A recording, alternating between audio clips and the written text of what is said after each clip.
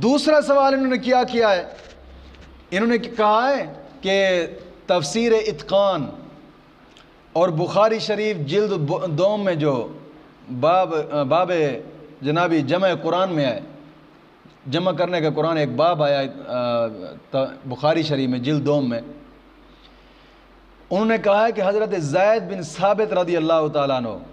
آپ فرماتے ہیں کہ لقد جاءکم رسول من انفسکم عزیز علیہ،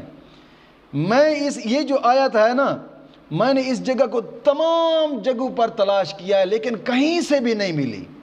یہ آیت مجھے حضرت ابو خزیمہ انصاری رضی اللہ تعالیٰ عنہ سے ملی ہے، ان کے پاس یہ لکھی ہوئی موجود تھی۔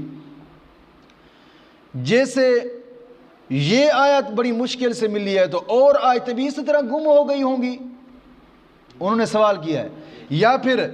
حضرت اما عائشہ صدیقہ رضی اللہ تعالیٰ عنہ فرماتی ہیں کہ ایک آیت لکھی ہوئی ہمارے پاس موجود تھی، ایک آیت لکھی ہوئی ہمارے پاس موجود تھی لیکن اس آیت کو بکری کھا گئی ہے، اس آیت کو بکری کھا گئی، جس سے معلوم ہوتا ہے کہ اور بھی آیتیں اس طرح ہوگی جن کو بکری کھا گئی ہوگی، بکری کھا گئی ہوگی۔ تو لہٰذا قرآن کریم جو اصل آسمان سے اترا تھا لہٰذا اسی طرح نہیں ہے، اس میں بھی تحریف کی گئی ہے، انہوں نے سوال کھڑے کیے ہیں۔ جس آیت کو بکری کھا گئی ظاہری بات ہے وہ قرآن کریم میں نہیں ہے، یا دوسری آیت جناب جس طرح وہ گم ہو گئی اور بھی اس طرح کی گم ہو گئی ہوں گی۔ ہم اس کا جواب یہ دیتے ہیں بھئی اگر ایسی 200-400 بھی اگر جناب جی آپ جمع کر لیں، روایتیں جمع کر لیں، بھئی جناب جی وہ یہ ہو گیا تھا، اس کو بکری کھائی تھی، اس کو بھینس کھا گئی تھی، یہ اور یہ روایتیں قابل قبول بھی ہوں، تب بھی کوئی یہ بھی کہہ دے کہ جناب جی پورا قرآن ہی بکری کھا گئی، اگر کوئی اس طرح کی روایت بھی لے کر آ جائے کہ پورا قرآن بھی بکری کھا گئی جناب یار،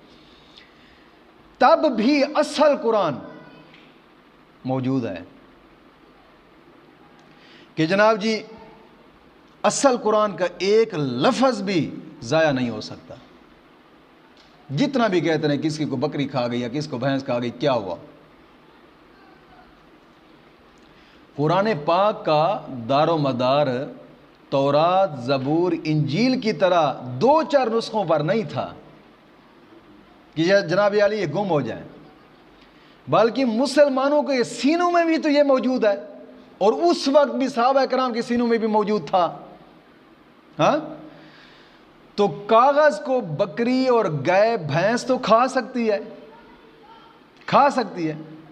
کاغذ کو بکری گائے بھینس کھا سکتی ہے، اگرچہ ساری روایتیں اس طرح کے بھینس کھا گئی ہے، بکری کھا گئی ہے، گائے کھا گئی ہے۔ یار جو مسلمان کا سینہ ہے، جس سینے میں قرآن ہے اس سینے کو تو مٹی بھی نہیں کھا سکتی، گائے بھینس کیسے کھائے گی؟ تو جن سینوں میں قرآن تھا صحابہ کرام کے سینے، تو اس کو کیا چیز کھائے گی؟ اور یہ تو صحابہ کرام کا دور تھا نا کہ ان کے سینوں میں یہ قرآن تھا۔ اگر آج بھی دنیا سے قرآن پاک کے جناب جی سارے نسخے سیٹ پہ کر لیے جائیں، معمولی سے کسی گاؤں کا ایک پکا حافظ اٹھا کر لیں جو سادے سودے ہوتے ہیں، وہ بھی لکھوا دے گا جناب علی قرآن پاک اس طرح تھا، اس کے سینے بھی موجود ہے۔ ہاں یہ روایتیں بیان کریں کہ جناب جی وہ بکری کھا گئی تھی، اما عائشہ کے پاس ایک روایت آتی ہے، کچھ سوچنا بھی چاہیے۔ ہاں عقل کے اور نقل کے لیے کہتے ہیں عقل کی ضرورت بھی ہوتی ہے۔